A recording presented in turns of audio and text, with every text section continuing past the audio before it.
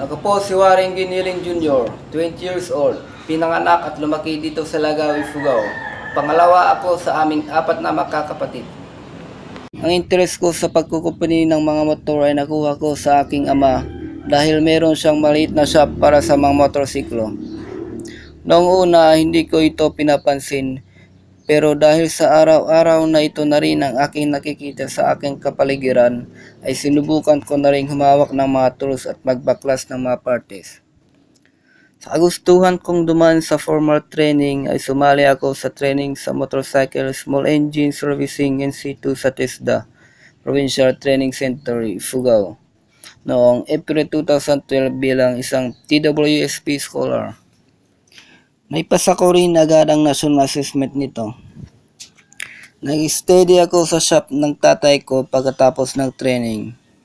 Dahil sa nagbibiyahe ang tatay ko ng jeep, ay ako na ang tumatao sa shop at tumatanggap ng pagkukumpuni ng mga motor na dinadala dito. Kung may komplikado na repairs, ay nagpapatulong ako sa aking ama. Hinihintay ko siya galing sa biyahe para i-consult kung ano ang aking gagawin. Dumaan ang panahon at nakita ko ang aking sarili na medyo naka-advance na ako kaya sinubukan kong mag-apply sa isang kumpanya ng motor bilang isang mekaniko. Gusto kong patunayan sa sarili ko na kaya kong dumiskarte gamit ang aking napalawak na skills.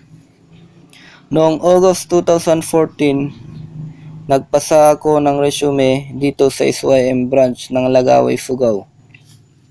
Nakalakip sa aking application ay ang aking training certificate at national certificate na galing sa TESDA. Nakuha naman agad ako. Nakita nila ang aking kapabilidad kaya yung 1-month training na dapat kong daanan sa main branch ay ginawang 1 linggo na lang. Dahil sa skills na ito, ay hindi na kailangan umasa pa ako sa aking mga magulang lalo na at may 2 pa akong kapatid na nag-aaral. Nakakatulong din naman ako sa kanila kahit papaano. Si Warren Giniling po, nag-start po siya noong September 8 dito sa Euro Motors, Dulagan, Poblacion. Bali sa performance niya, wala naman po akong masabi kasi okay naman po. So, bali ito yung mga pinaka-report ko sa kanya. Bali, puno kasi lahat to dati. Yung iba na-refundan niya, nabenta na namin.